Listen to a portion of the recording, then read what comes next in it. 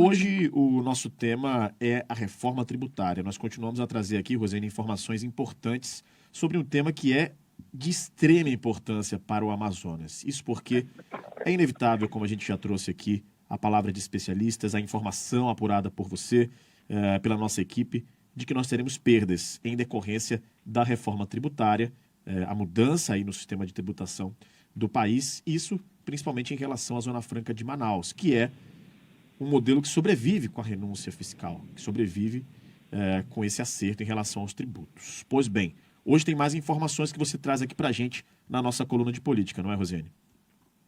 Isso, Rafael, você tem toda a razão. O assunto não acaba nem fica pouco em função da sua complexidade, em função de tudo que ele tem impacto na vida de todos nós aqui do Amazonas e em função do tamanho da nossa coluna, né? É pequena, então a gente tem que trazer todos os dias um pouquinho desses ângulos todos que envolve essa questão. Esse momento agora é da proposta. Ontem a gente esmiuçou a proposta que foi colocada como alternativa para a Zona Franca de Manaus, como compensações às suas perdas, que foram colocadas a público pelo deputado federal Saulo Viana, na entrevista que fizemos com ele, uma exclusiva, na segunda-feira.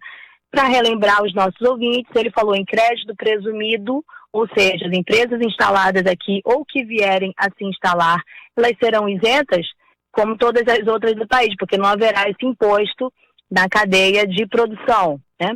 No entanto, elas vão gerar um crédito que pode ser compensado por meio do Fundo da União, né?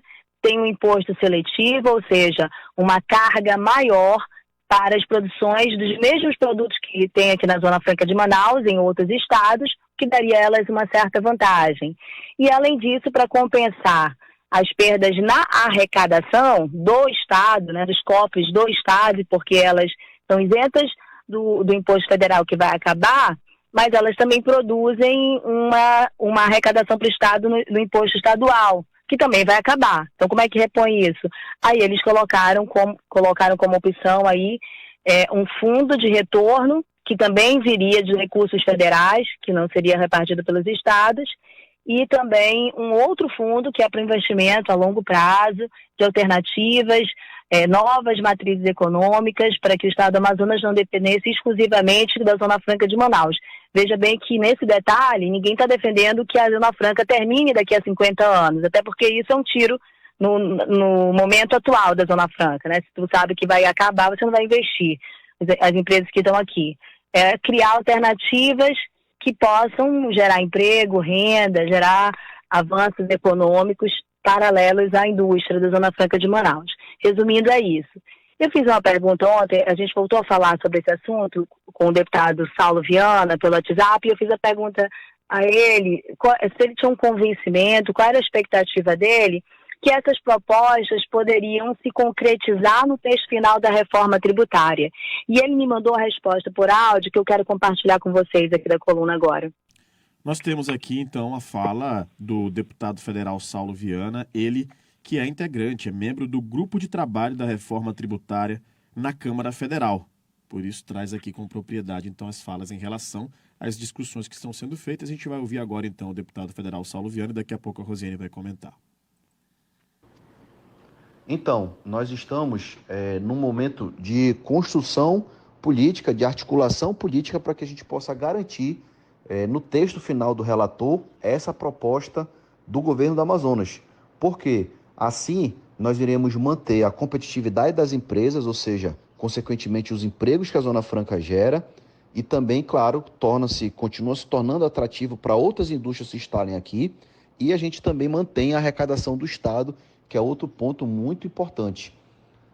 Eu entendo da seguinte forma: a União já renuncia, né, já deixa de ter receita para beneficiar a nossa Zona Franca, esse número em torno de 40 bi ano, e com essa proposta, o governo federal não vai pagar nada mais do que já paga hoje. Aí a gente mantém a nossa Zona Franca, nenhum dos outros estados, como acontece hoje, vai partilhar, ou seja, vai bancar isso, será bancado integral pela União. Essa é a nossa ideia, o que a gente defende, que a União banque, e assim a gente mantém os empregos, mantém a arrecadação e a maior contrapartida que a Zona Franca entrega para o Brasil e para o mundo, que é a preservação da nossa floresta em pé. Muito bem, tá aí a fala então do deputado federal Saulo Viana, membro do Grupo de Trabalho da Reforma Tributária na Câmara Federal. Rosiane. Pois é, basicamente o que ele diz, que o convencimento dele é que essa ideia, essa proposta apresentada como compensação para a Zona Franca, ela vai ser aceita por dois motivos. O primeiro é que ele fala que a estimativa de custo se enquadra com a estimativa atual, né, do custo, digamos assim, da renúncia fiscal que envolve a Zona Franca de Manaus. Ele diz que é em torno de 40 bilhões por ano. O outro ponto é que ele diz que não entra no bolso de nenhum outro estado, porque todas as compensações, o retorno dos fundos, virá do recurso federal, da parte da União, né, nesses impostos. Então, basicamente, é isso que ele acha que os argumentos são favoráveis à Zona Franca de Manaus. Um detalhe que eu devo acrescentar também é que essa estimativa de 40 bilhões, eu já ouvi de tudo, assim, nunca ouvi nenhum denominador comum, sabe, Rafael? Já teve de 23 bilhões, a imprensa do Sudeste trata de 30 bilhões.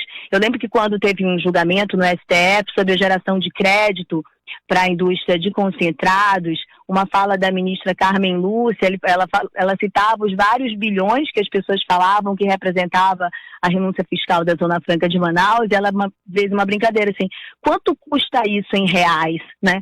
Que as pessoas vão citando números sem um controle exato e a gente acaba não tendo realmente, porque cada um tem a sua versão aí. Mas os dados que a gente tem percebido, o deputado Saulo tem trabalhado com dados da Secretaria de Fazenda dentro desse contexto muito próximo. Até na entrevista ele cita bastante isso.